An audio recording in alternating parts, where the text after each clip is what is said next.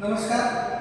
Doctor Babasaheb Ambedkar Marathwada विद्यापीठ Chhatrapati Sambhajinagar UGC माननीय mission teacher training centre द्वारा आयोजित 15वा ऑनलाईन फॅकल्टी इंडक्शन प्रोग्राम याच्यामध्ये मायक्रो टीचिंग प्रेझेंटेशन मी आपल्यासमोर सादर करणार आहे आणि माझ्या मायक्रो टीचिंगच्या प्रेझेंटेशनचा जो विषय आहे तो सादरीकरणाचा विषय आहे प्रस्तावना कौशल्य. माझं रोल नंबर आहे 69 आणि माझं पूर्ण नाव डॉक्टर विठ्ठल गोडबोले होणारे, सहाय्यक प्राध्यापक यशवंतराव चव्हाण शिक्षण महाविद्यालय गोंदिवली, जिल्हा वाशिम, महाराष्ट्र. तर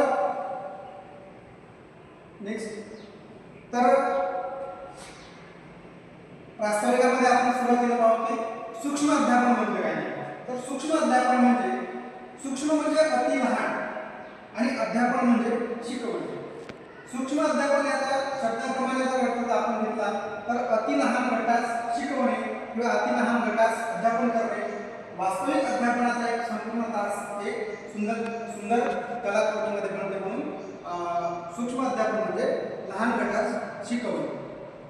आता सूक्ष्म अध्यापनाची जी संकल्पना आहे ती संकल्पना 1960 ते 1980च्या दरम्यानच्या दशकामध्ये पाश्चिमात्य देशातील शिक्षण प्रशिक्षणाच्या कार्यक्रमात सुधारणा करण्यासाठी नवीन तंत्र विकसित केले आणि या नवीन तंत्रालाच सूक्ष्म अध्यापन तंत्र असं नाव त्यांनी दिले.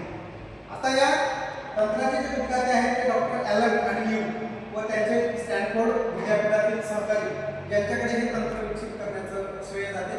हे आपण या सूक्ष्म अध्यापनाच्या संकल्पनेत पाहू शकतो. सूक्ष्म अध्यापनाचे स्वरूप जर आपल्याला पाहायचं असेल तर सूक्ष्म अध्यापनात एकाच वेळी एकच अध्यापन कौशल्याचा सराव देता येतो. म्हणजे आपण जर पाहिलं की एक सराव पाठ जर बघितला तर एका सराव पाठामध्ये विविध कौशल्याचा गुंतून एक सराव पाठ तयार होतो. पण सूक्ष्म अध्यापनामध्ये तसं करता येत नाही. सूक्ष्म अध्यापनामध्ये आपल्याला एकच अध्ययन कौशल्य किंवा एकच अध्यापन कौशल्य देऊन त्याचा सराव केला जातो. आता वर्ग हा 12 ते 14 विद्यार्थ्यांचा सीमित असतो आणि याच्यामध्ये 5 ते 10 मिनिटांचीच तासिका असते की सरळ सूक्ष्म अध्यापन म्हणजे काय, त्याचं स्वरूप काय, तर एक घटक त्या प्रशिक्षणार्थी शिक्षकाला शिकवणे त्याचं हे सूक्ष्म अध्यापनाचं स्वरूप आपल्याला अशा स्वरूपामध्ये पाहता येतं. त्याच्यानंतर सूक्ष्म अध्यापन चक्र आपल्याला पाहावं लागेल की सूक्ष्म अध्यापन चक्र कसं कार्य करते. तर सूक्ष्म अध्यापनामध्ये सुरुवातीला आपल्याला पाठ नियोजन करावं लागते की जो काही आपला 2-4 मिनिटाचा 5 मिनिटाचा पाठ आहे त्याचा आपल्याला पाठ नियोजन करायचं आहे.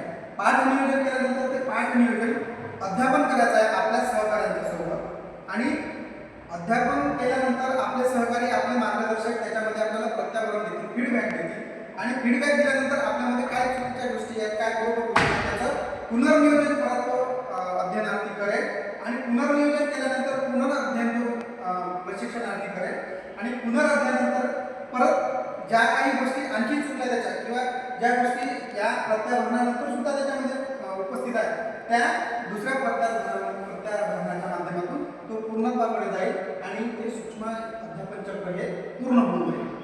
नेक्स्ट, आता प्रस्तावना कौशल्य म्हणजे सुरुवात कशी करायची, प्रभावी पाठाची सुरुवात कशी करायची. तर प्रभावी पाठाची सुरुवात कशी करायची याला काही असं बंधन नाही. तुम्ही एखाद्या कवितेच्या माध्यमातून, एखाद्या कथेच्या माध्यमातून, एखाद्या गोष्टीच्या माध्यमातून, प्रश्नोत्तराच्या माध्यमातून किंवा विविध जे बुद्धिमंथन ज्या कसोट्या आहेत ते वापरून सुद्धा तुम्ही प्रस्तावना कौशल्य सुरू करू शकता. आता प्रस्तावना कौशल्यासाठी 3 गोष्टी महत्त्वाच्या आहेत की तुम्ही कोणता वर्ग घेतला तो, त्याच्यानंतर त्या कोणता विषय तुम्ही शिकवता तो तुम्हाला त्या फळ्यामध्ये यायचा आहे, त्याच्यानंतर तुम्ही कोणता घटक घेतला आहे.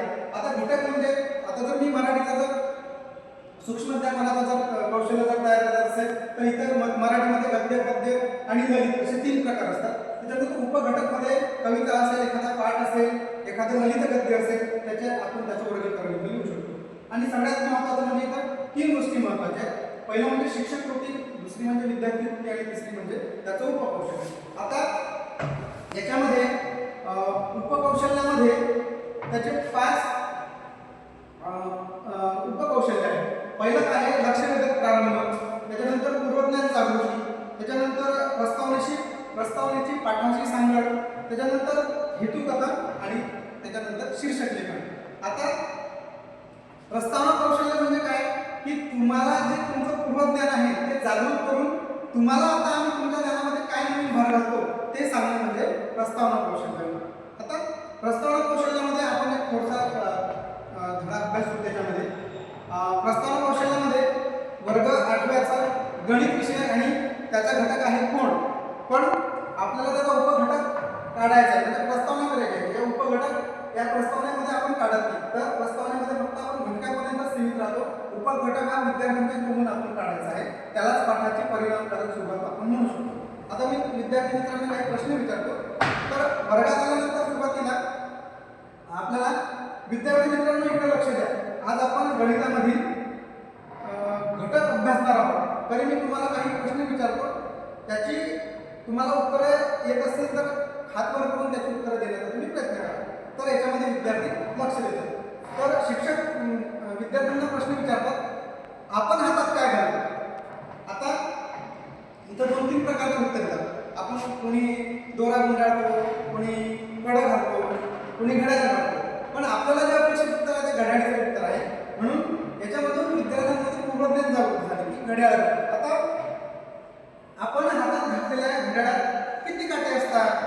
आता आपण जी घड्याळ घालतो त्याच्यात किती काटे असतात. मग विद्यार्थ्यांचं उत्तर सांगतो 3 काटे असतात, आहे ना. आता काही घड्याळांना आता जे डिजिटल जे घड्याळ आहे त्याला काटे नाहीत, पण अंक फिरतात. तेव्हा हा आपला प्रश्न समोर निर्माण होतो. घड्याळाला कोणत्या 2 काटे आहेत, सेकंड काटा नसतो, डायरेक्ट ते डिजिटलमध्ये असतात. तर आता जे ॲनालॉग जे घड्याळ होते जुने, त्याच्यामध्ये घड्याळातील सर्वात मोठा काटा काय दर्शवतो. तर विद्यार्थ्यांचं उत्तर घड्याळातील सर्वात मोठा काटा आपल्याला मिनिट दर्शवतो. आता घड्याळातील सर्वात लहान काटा आपल्याला काय दर्शवतो की घड्याळातील लहान काटा आपल्याला तास दर्शवतो. त्याच्यानंतर घड्याळातील तिसरा काटा आपल्याला काय दर्शवतो, तर तिसरा काटा आपल्याला सेकंड दर्शवतो. हे विद्यार्थ्यांचे उत्तर आपल्याला येणं अपेक्षित आहे. जर घड्याळात 3 वाजले असतील तर तो किती अंशाचा कोन दाखवितो. तर घड्याळात 3 वाजले असतील तर तो 90 अंशाचा कोन दाखवितो, असे विद्यार्थी आपल्याला सांगतात. याच्याशी काय होईल, प्रस्तावनेशी पाठाची सांगड काय आहे हे आपल्या इथं लक्षात येईल. जर घड्याळात 6 वाजले असतील तर तो किती अंशाचा कोन होईल. तर घड्याळात 6 वाजले असतील तर तो 180 अंशाचा कोन होईल. तर अशा प्रकारे आपण आज कोन हा उपघटक अभ्यासणार आहोत. आणि तिथं त्या प्रस्तावना कौशल्याचं हेतुकथन झालं, त्या पाठाचं हेतुकथन झालं.